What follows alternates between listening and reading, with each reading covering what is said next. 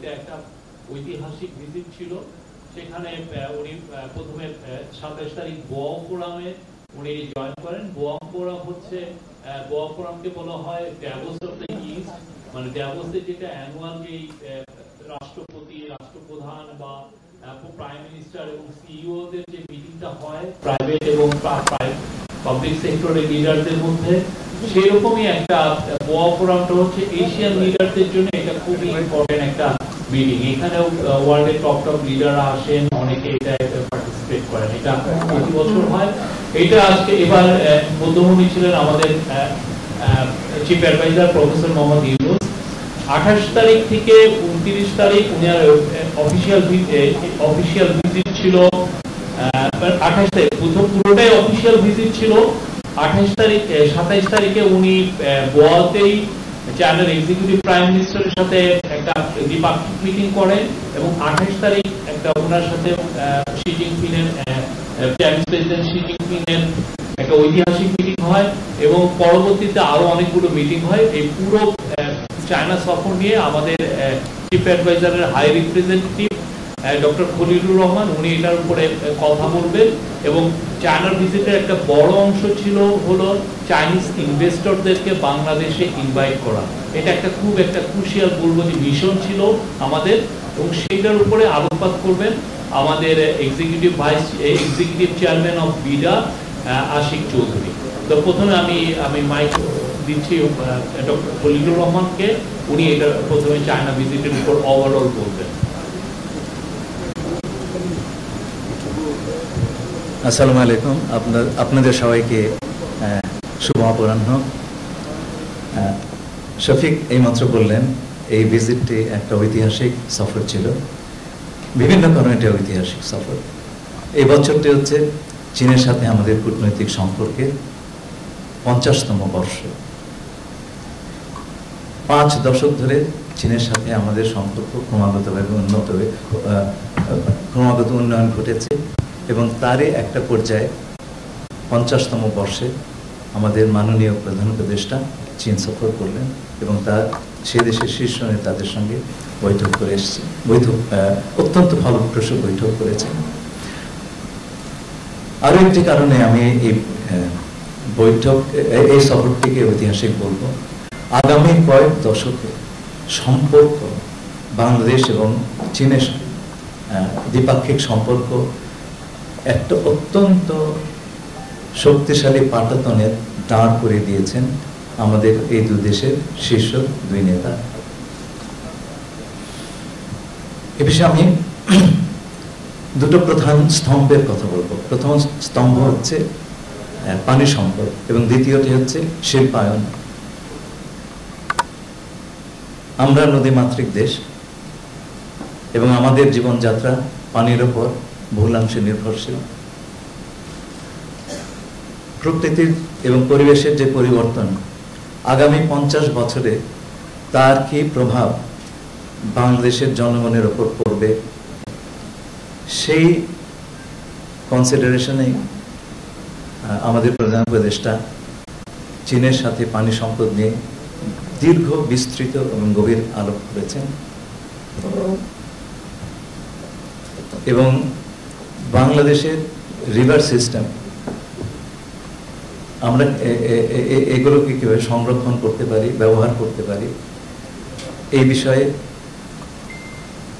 চীন আমাদের জন্য একটা অত্যন্ত বড় দৃষ্টান্ত। তারা এইসব বিষয়ে পৃথিবীতে অগ্রগণ্য ভূমিকা পালন করেছে। আপনারা তাদের বিভিন্ন প্রজেক্টগুলো দেখলে, বিশাল বিশাল প্রজেক্টগুলো দেখলে বুঝতে পারবেন।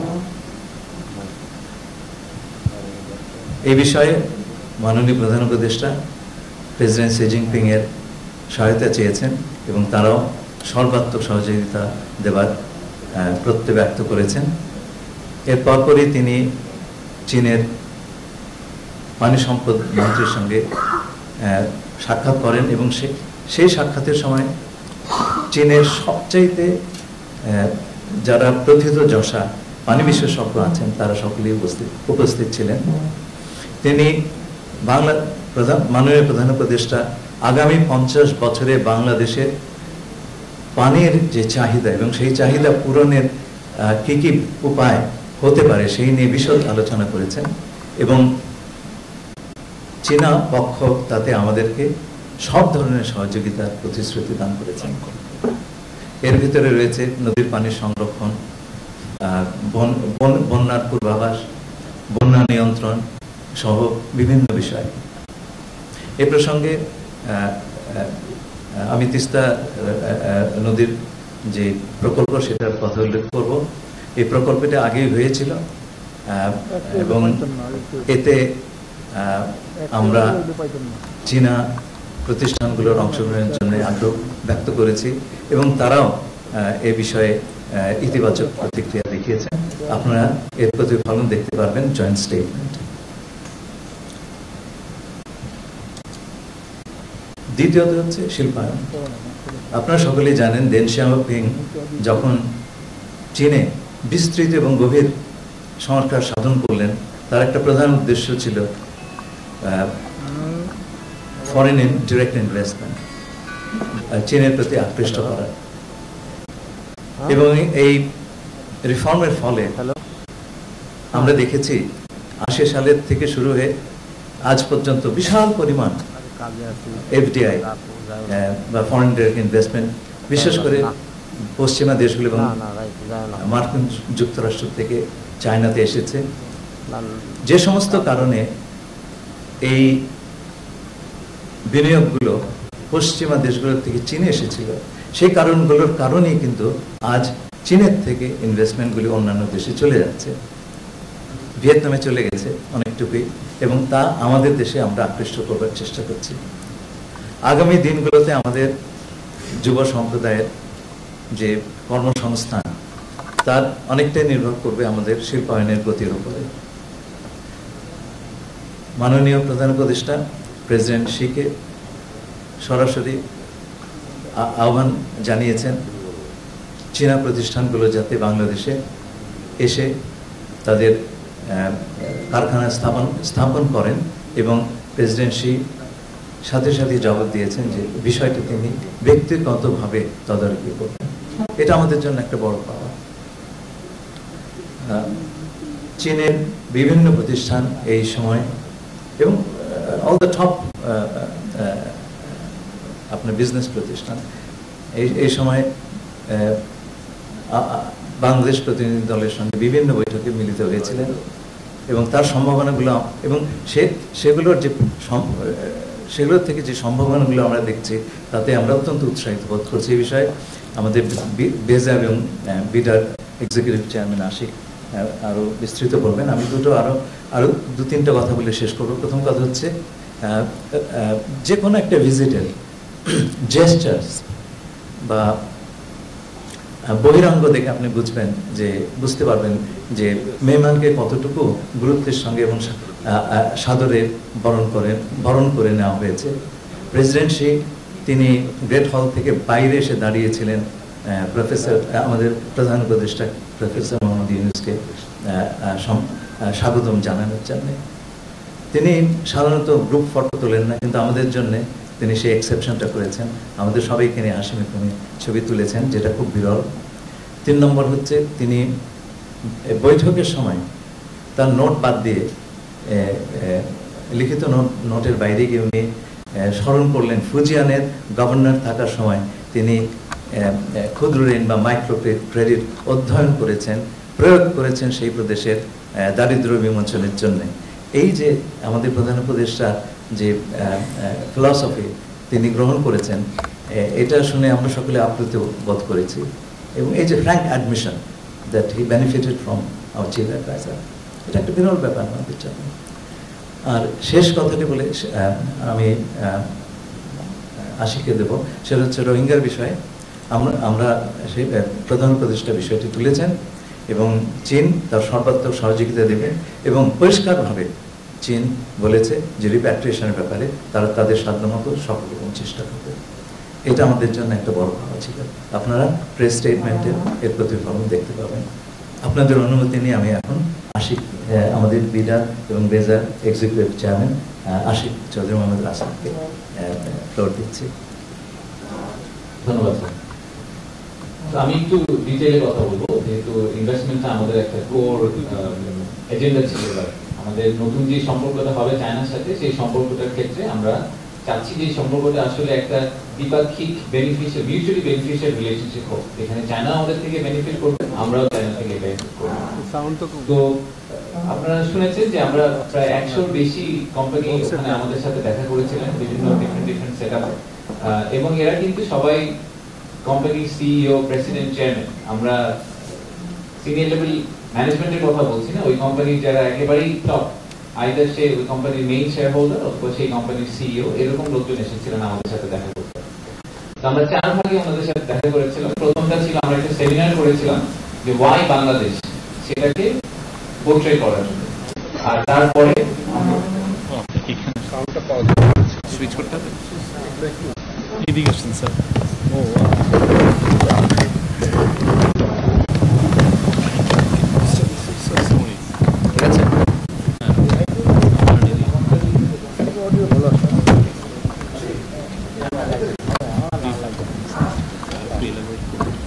ঠিক আছে।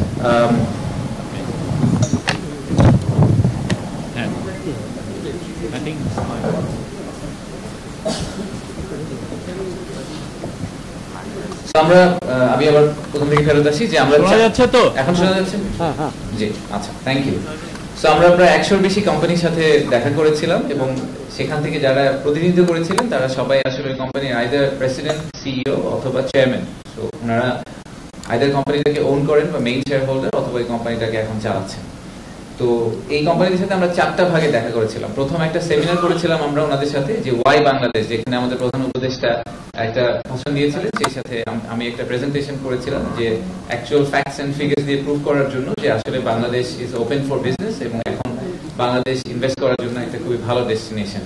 আর তার সাথে আমরা যেটা বলার চেষ্টা করেছি যে আমরা খুব রিসেন্ট টাইমে ইন্টারিম গভর্নমেন্ট আসার পরে আমরা কি কি ধরনের রিফর্ম ইনভেস্টমেন্ট ক্লাইমেট নিয়ে করছি, যদি বিনিয়োগে যাতে সুবিধা হয়, ওনাদের বাংলাদেশে আসে ল্যান্ড করার জন্য যে গ্রাউন্ড ওয়ার্কটা তৈরি করা হচ্ছে, সেটা ওনাদেরকে কিভাবে বেনিফিটেড করবে।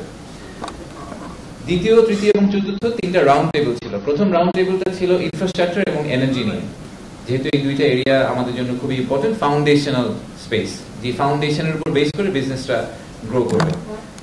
তারপরে রাউন্ড টেবিলটা ছিল ম্যানুফ্যাকচারিং নিয়ে, আর লাস্ট রাউন্ড টেবিলটা ছিল 3 zeros নিয়ে,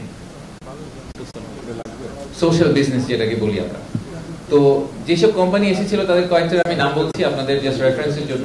সিসিইসিসি, China railway, Chinese overseas investment, power China, CRBC, internet plus, Hisense, SUS. এদের সবার রেভিনিউ যদি আপনি যোগ করেন, অ্যানুয়াল রেভিনিউ প্রায় আমাদের টোটাল জিডিপির সমান হবে সম্ভবত। তো বিভিন্ন এরিয়া নিয়ে কথাবার্তা হয়েছে, ইনফ্রাস্ট্রাকচার নিয়ে কথাবার্তা হয়েছে, রিনিউয়েবল এনার্জি নিয়ে কথা হয়েছে, ওয়েস্ট টু এনার্জি যে বিভিন্ন প্রজেক্ট নিয়ে আমরা কাজ করছি সেগুলো নিয়ে কথা হয়েছে। এআই এবং টেকনোলজি একটা বড় থিম ছিল আমাদের ডিসকাশনে, কিভাবে আমরা আমাদের ইয়াং ওয়ার্কফোর্স যারা আছেন, আমাদের ইউথ আছেন, তাদেরকে এই এআই এবং টেকনোলজি সাইডে চায়না যেহেতু অনেক এগিয়ে গেছে, সেখান থেকে আমরা কিভাবে বেনিফিটেড হতে পারি। তো আপনারা এটাও দেখেছেন যে আমরা টোটাল একটা $2.1 বিলিয়ন ডলারের কমিটমেন্টের কথা বলছি। তো এই 2.1 বিলিয়নটা আগের সব বড় বড় নাম্বার থেকে একটা বড় কারণে ডিফারেন্ট। সেই ডিফারেন্সটা হচ্ছে যে আপনারা আগে যে নাম্বারগুলো আমরা সিকিউর করে এসেছি তার মেজরিটি ছিল লোন ফর্মে। তো দেখা যেত যে একটা বড় অংশ হচ্ছে কি আমরা লোন নিব। তো লোন নেওয়ার একটা পজিটিভ আছে, পজিটিভটা হচ্ছে যে ইমিডিয়েটলি টাকাটা চলে আসে, নেগেটিভটা হচ্ছে এই টাকাটাকে আমাদের আবার ফেরত দিতে হয়। সো এই ইকোনমিতে টাকাটা ঢোকার পরে একসময় আবার বের হয়ে যায়, আর একটু ইন্টারেস্ট সহ আমাদেরকে বের করে দিতে হয়। ওয়ারেস যদি ইনভেস্টমেন্ট আসে, সেই ইনভেস্টমেন্ট নাম্বারটা কিন্তু actual genuine injection into hour economy, এই টাকাটা কখনো এই দেশ থেকে যাবে না। এবং এই ইনভেস্টমেন্টের ফলশ্রুতিতে যে পরিমাণে এমপ্লয়মেন্ট জেনারেশন হবে সেটা আসলে ক্লাসিক লোন থেকে কখনোই হয় না।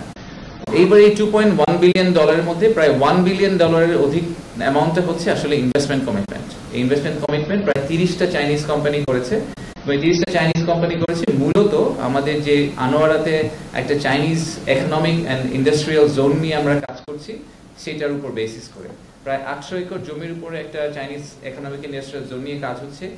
এই জোনটার কনভারসেশন অনেক আগে শুরু হয়েছিল, বাট 2022-এর পরে এটা নিয়ে আর কোনো প্রোগ্রেস হয়নি। লাস্ট 3 মাসে আমরা সিগনিফিক্যান্ট প্রোগ্রেস করেছি চাইনিজ আমাদের কাউন্টার পার্টির সাথে, এবং অনেকগুলো বড় বড় ডিসিশন সরকার নিয়েছে এবং তাদের সাথে একটা নেগোসিয়েশনে এসেছে, যেটার কারণে তারা এখন খুবই কনফিডেন্ট ফিল করছেন যে এই বছরের কোনো একটা সময় আমরা এটার কনস্ট্রাকশন শুরু করব।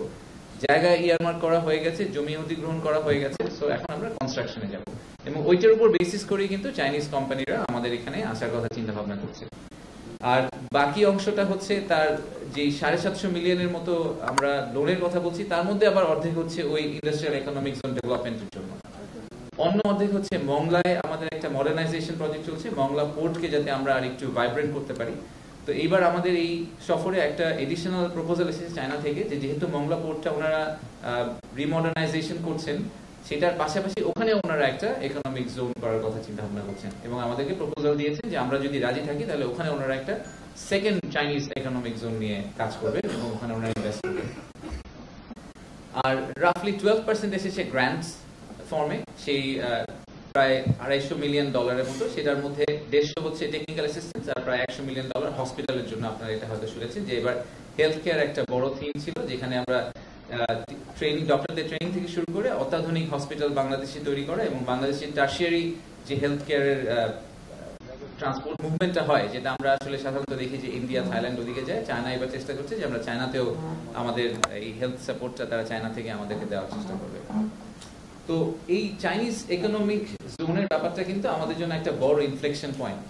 আমরা অনেক দিন ধরে চায়নার ইনভেস্টমেন্টের কথা বলছি, এবং the depth Chinese investor pool has, এটা আমরা এবার কি আবার রিয়েলাইজ করেছি যে আমাদের we have barely scratch the surface. আসলে চাইনিজ ইনভেস্টরদের বাংলাদেশের ব্যাপারে অ্যাওয়ারনেস এখনো আছে, কিন্তু খুব স্বল্প পরিসরে আছে। আমাদের আসলে আরো হায়ার ফ্রিকোয়েন্সিতে চায়নাতে যেতে হবে। চায়না একটা ইটসেলফ ইজ এ কন্টিনেন্ট, যেখান থেকে আমাদের দেশের সবচেয়ে বেশি ইনভেস্টমেন্ট আসা সম্ভব, এটা নিয়ে আমার কোনো ধরনের সন্দেহ নেই।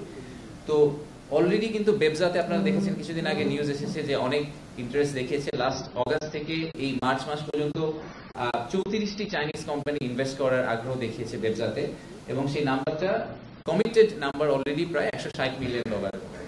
তো এই সার্চটা কিন্তু অলরেডি শুরু হয়ে গেছে। শর্ট টার্মে যখন তারা প্লাগ এন্ড প্লে চাচ্ছেন, আমরা তাদেরকে বেবজা বলছি।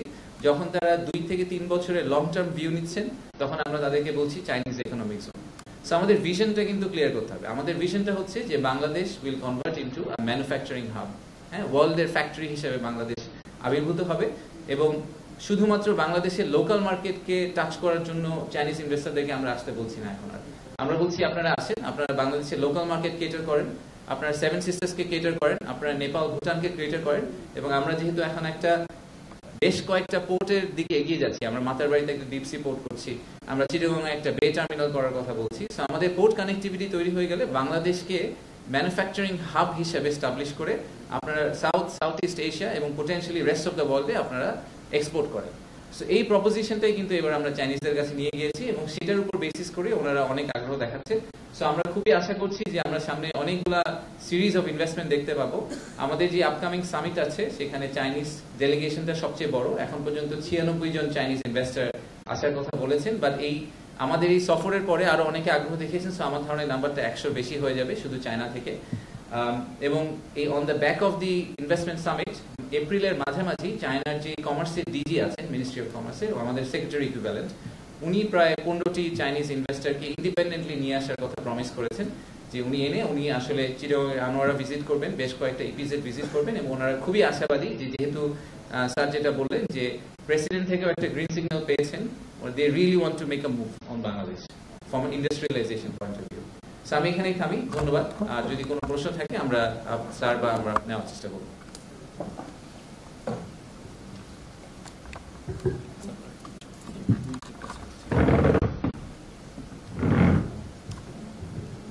নাম বলবেন এবং আপনার প্রতিষ্ঠানের নামও বলবেন।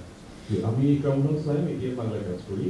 আমার প্রশ্ন হচ্ছে যে রোহিঙ্গা প্রত্যাবাসনে বলেছেন যে চীন সর্বোচ্চ সহযোগিতা আশ্বাস দিয়েছে, সেক্ষেত্রে সামনে বিমস্টেক সম্মেলন আছে, সেই সম্মেলনে আমরা দৃশ্যমান কোনো উদ্যোগ এই বিষয়ে দেখবো কিনা, সেখানে মিয়ানমারের জান্তা সরকারের প্রধানের সাথে কোনো বৈঠকের সম্ভাবনা আছে কিনা, একই সাথে সেখানে আসলে মোদির সাথে বৈঠকের সম্ভাবনা এখন কি আর আছে কি? আপনার প্রশ্নের জন্য ধন্যবাদ। বিমস্টেকের আলোচ্য সূচিতে রোহিঙ্গা প্রসঙ্গটি নেই। সুতরাং আমরা ফর্মাল ডিসকাশনে সেটি আলাপ করার সুযোগ দেখছি না, কিন্তু সাইড লাইনে আমরা আসিয়ানের অন্যান্য সদস্যদের সঙ্গে বিষয়ে আলাপ করবো। আসিয়ানের একটি রোল আছে এবং বিমস্টেকের একটি দেশ যেমন ধরুন থাইল্যান্ড, তারা তাদের দেশেও এটি একটি তারও এই সংকটের সমাধান চাইছে এবং তাদের সঙ্গে আমাদের মাননীয় প্রধান উপদেষ্টার সঙ্গে থাইল্যান্ডের প্রধানমন্ত্রীর বৈঠক হবে এবং সেই বৈঠকের আলোচ্য সূচিতে এই বিষয়টি থাকবে। ধন্যবাদ। স্যার, আমিনুর মোহাম্মদ, ঢাকা পোস্টে আছে। তিস্তা নিয়ে কথা বলছিলেন যে চায়না এখানে ইনভলভ হতে চায়। চায়না আসলে কিভাবে ইনভলভ হতে চায়, তিস্তা একটু ডিটেল বলতে হবে। আমি তিস্তার কথাটি বলেছি, আগামী 50 বছরে আমাদের পানি সম্পদ ম্যানেজমেন্ট বা ব্যবস্থাপনার প্রেক্ষিতে চীনের সঙ্গে এই বিষয়ে আমাদের একটা অলরেডি একটা প্রজেক্ট আছে এবং প্রশ্নটি ছিল এই প্রজেক্টটা নিয়ে আমরা কিভাবে এগিয়ে যাব। মাননীয় প্রধান উপদেষ্টা একটি কথা সবসময় বলেন, সেটা হচ্ছে কোথায় চাবি খুলতে হবে সেটা আমাকে বলে দেন, আমি চাবিটা খুলে দেবো। এই সফরে আমরা চাবিটা খুলে দিয়েছি। তিনি চাবিটা খুললেন, তিনি চীনের তিনি চাবি দিয়ে তালাটা খুললেন। তিনি চীনের রাষ্ট্রপতি প্রেসিডেন্ট শিকে সরাসরি এই বিষয়ে আমাদের সঙ্গে সহায়তা করার কথা বলেছেন এবং প্রাথমিকভাবে আমরা চীনের প্রতিষ্ঠানগুলোকে এই বিষয়ে কাজ করার জন্য আমন্ত্রণ জানাতে রাজি হয়েছে। আপাতত এইটুকু। ধন্যবাদ।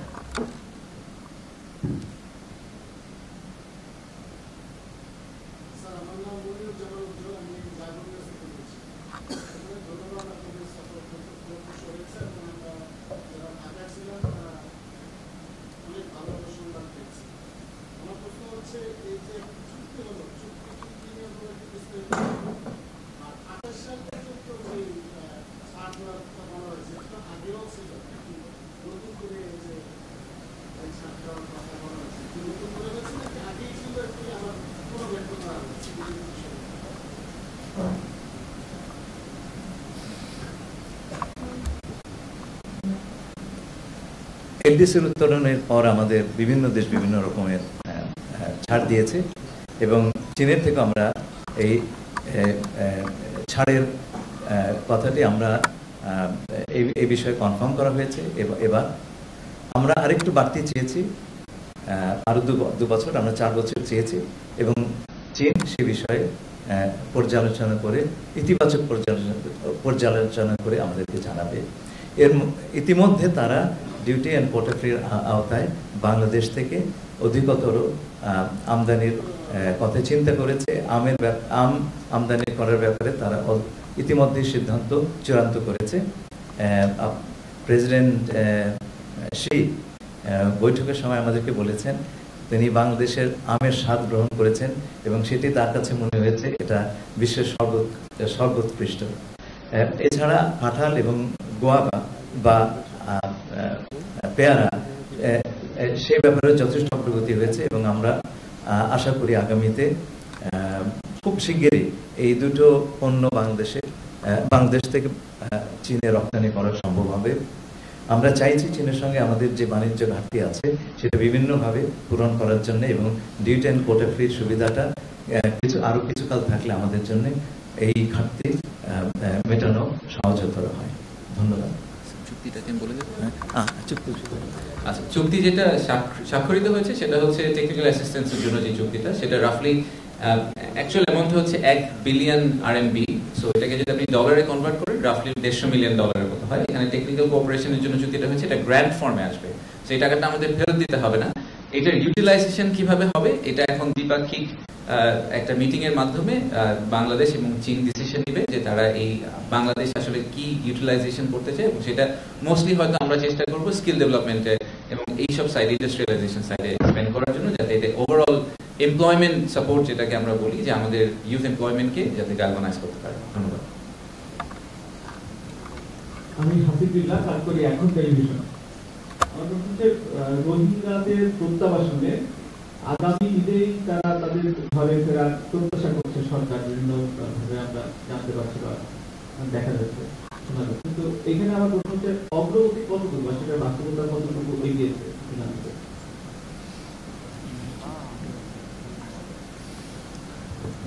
অগ্রগতি আপনারা দেখতেই পাচ্ছেন, আগে এই বিষয়টি নিয়ে কথাবার্তাই হতো না, এবং এখন আপনারা দেখলেন জাতিসংঘের মহাসচিব এসে তিনিও বললেন প্রত্যাবর্তনের কথা। চীন সর্বোচ্চ পর্যায়ে এবার প্রত্যাবর্তনের কথা ব্যাপারে তাদের সর্বাত্মক সহযোগিতার কথা বলেছেন।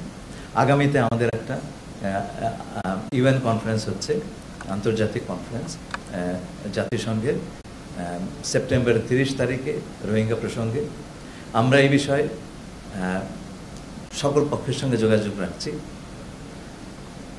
আমরা আশা করছি যে এই কনফারেন্সের আগেই আমরা কিছু ভিজিবল বা দর্শনযোগ্য অগ্রগতি দেখব।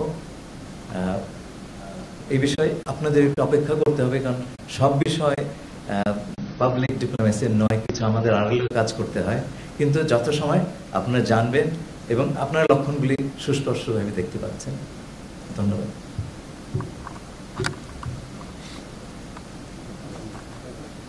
Any other?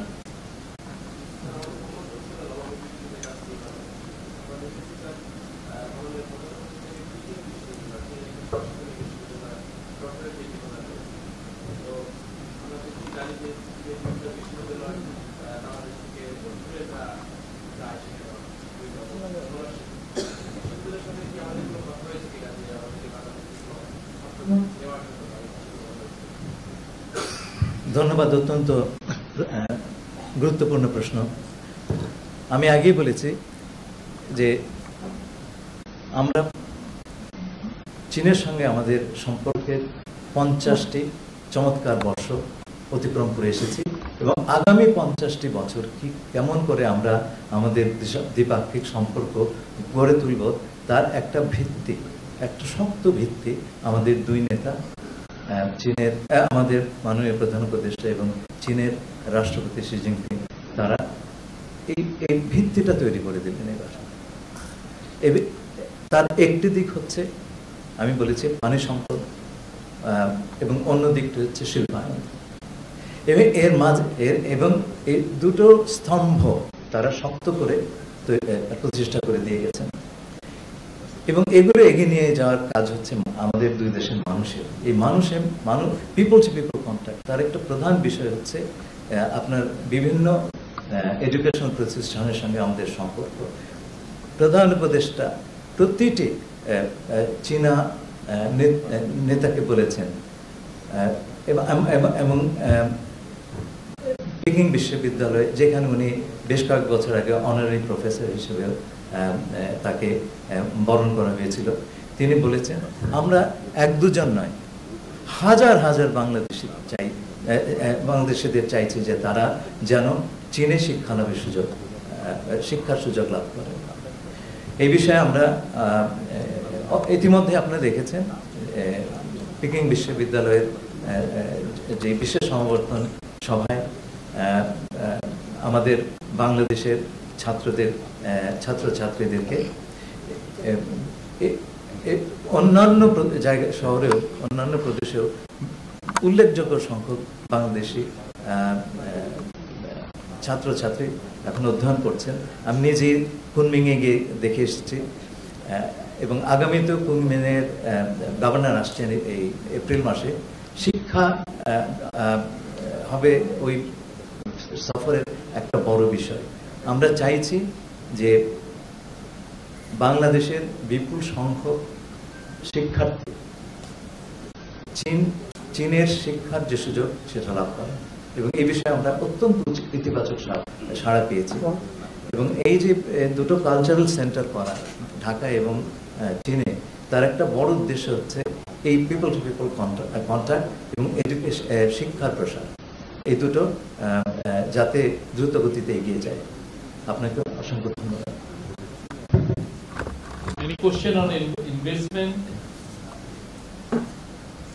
Investment উপর কোনো কোশ্চেন আছে? হ্যাঁ।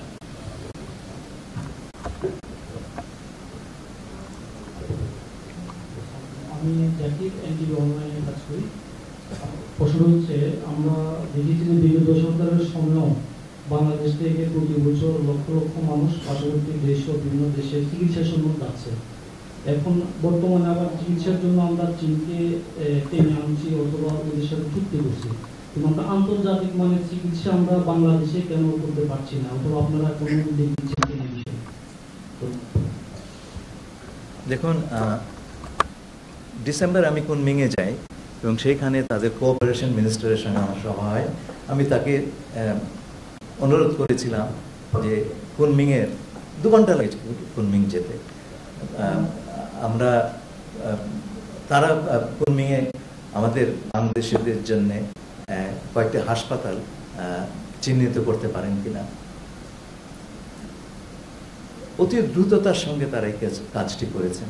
4টি হাসপাতাল তারা আইডেন্টিফাই করেছেন এবং এই মাসের 10 তারিখে সম্ভবত প্রথম দলটি চিকিৎসার জন্য সেখানে যায়। তার আগে আমি একটা হাসপাতাল, ফার্স্ট পিপলস হসপিটাল, সেটা আমি পরিদর্শন করে এসেছি। চমৎকার মান। কিন্তু আমাদের তো সেটাতেই সন্তুষ্ট থাকলে চলবে না। আমরা চাইছি বাংলাদেশে অত্যন্ত উচ্চমানের হাসপাতাল তৈরি হোক এবং এই বিষয়ে আমরা চীনকে একটি স্পেশালাইজড হাসপাতাল প্রতিষ্ঠার জন্য অনুরোধ করেছি এবং তারা সেই অনুরোধটি গ্রহণ করেছেন। অতি সত্বর এই বিষয়ে আমরা কাজ শুরু হবে বলে আশা করছি। আমাদের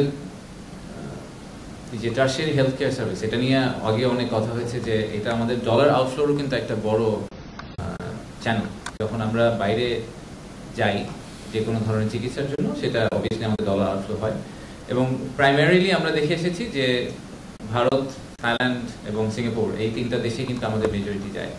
তো যখন কুনমিং আরেকটা এডিশনাল লোকেশন হবে চায়না হিসেবে, তখন আসলে কম্পিটিটিভনেস নেচারটা বাড়বে, which will only mean যে প্রাইসগুলো নেমে আসবে। সো বাংলাদেশিরা যাদের এখনো আমাদের দেশে আসলে ওই হেলথ কেয়ারটা পাওয়া সম্ভব না, বাংলাদেশিদের যে হেলথ কেয়ারটা আসলে এখন এক্সিস্ট করে না, আমার এখানে নেই ওই সুবিধাটা, সেটা পাওয়ার জন্য 3টার জায়গায় যদি 4টা অপশন হয়, জাস্ট ক্লাসিক মার্কেট ডাইনামিক্স, যে যখনই অপশন বাড়তে থাকবে তখন প্রাইস কমতে থাকবে। সো আমাদের জেনারেল পপুলেশনের জন্য this is a positive story. আর দ্বিতীয়ত হচ্ছে, আপনি সেকেন্ড যে পয়েন্টটা বললেন যে আমাদের সেলফ, মানে আমরা নিজেরা কখন স্বয়ংসম্পূর্ণ হব, তো সেটাও আসলে কিন্তু স্যার যেটা বললেন যে আমাদের একটা বড় এজেন্ডা ছিল যে চীনকে বলা যে বাংলাদেশে আপনারা একটা হসপিটাল করে দেন, আমরা লোক পাঠাচ্ছি, আমরা বাংলাদেশে হসপিটাল করে দেন, আপনারা হসপিটালটা কিছুদিন নিজেরা রান করেন, বাট আপনারা ওভার টাইম আমাদের নিজেদের টেকনিক্যাল ক্যাপাবিলিটি তৈরি করে দেন, যাতে সেখান থেকে আমরা কপি করতে পারি, এই একই জিনিসটা আমরা তখন মাল্টিপল লোকেশনে করতে পারবো। সো আশা করছি সেখান থেকে আমাদের শুরুটা হবে, তারপরে আমরা দেখি যে আমরা কত নিতে পারি। আরেকটা ছোট্ট peripheral point but related point, সেটা হচ্ছে যে বাংলাদেশ এবং চীনের ইনভেস্টমেন্ট ট্রিটি নিয়ে আমরা এখন কাজ করছি। তো মেডিকেল ইকুইপমেন্ট এবং হেলথ কেয়ার ইনভেস্টমেন্ট ট্রিটির একটা বড় অংশ। সো যখন আমরা এটা করবো তখন হয়তো বাইল্যাটারালি এই মেডিকেল ইকুইপমেন্ট এবং মেডিকেল হেলথ কেয়ার পিসের মধ্যে আমরা অনেক বেশি ট্রেড ফ্লো দেখতে পাবো, যেটা উইল ইভেন্চুয়ালি ট্রান্সলেট ইনটু বাংলাদেশে health care services improvement. Thank you. Thank you. Thank you very much.